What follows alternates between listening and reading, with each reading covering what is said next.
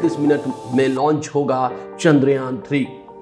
इसरो ने क्यों चुना 2:35 का वक्त? क्या है इसके पीछे का गणित? इसरो का चंद्रयान 3 चंद्रमा की यात्रा के लिए तैयार है, तो वहीं अमेरिकी स्पेस एजेंसी नासा भी आर्टेमिस मिशन पर काम कर रही है।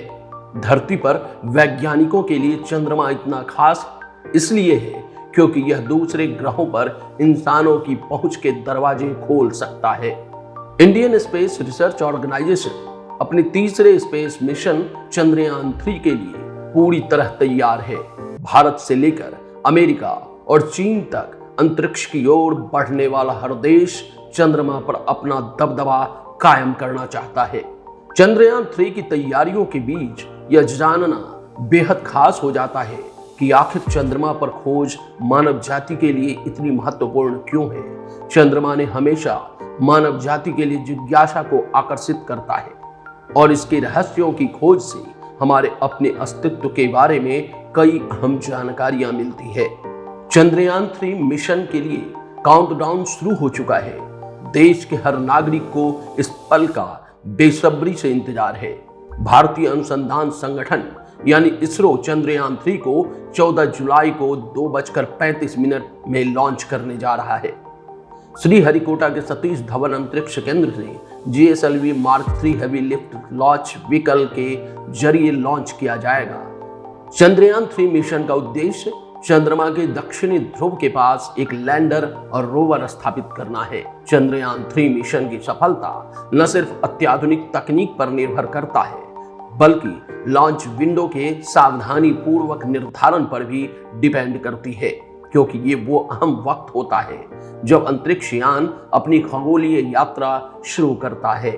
अगर चंद्रयान 3 अपने मिशन के लिए निकलता है तो चंद्रमा पर उतरने की अनुमानित अवधि 23 से 24 अगस्त के आसपास की होगी। इस बात की जानकारी इसरो प्रमुख सोमनाथ ने खुद दी है। साथ ही उन्होंने कहा कि इसरो का लक्ष्य है कि चंद्रयान 3 पहले चंद्र दिवस के दौरान लैंडिंग करे, जो कि अमावस्या चंद्रोदय के बीच की अवधि को चिन्हित करता है। किसी भी अंतरिक्ष यान के लॉन्च की तारीख और समय सबसे अहम होता है।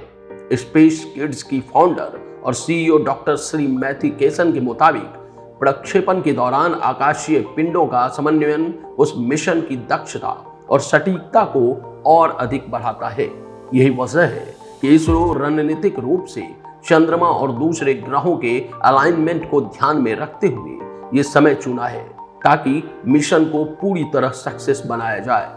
वहीं केसन का कहना है कि पहले चंद्र दिवस के दौरान चंद्रमा की सतह और पर्यावरण की स्थिति लैंडर और रोवर के लिए सबसे बेहतर कंडीशन में होगी। अगर लॉन्च विंडो की गणना इन मापदंडों पर खड़ी नहीं उतरती है तो इसरो मिशन की सफलता को बनाए रखने के लिए अगले उपयुक्त मौके की प्रतीक्षा करेगा, जो संभवतः सितंबर में हो सकता है।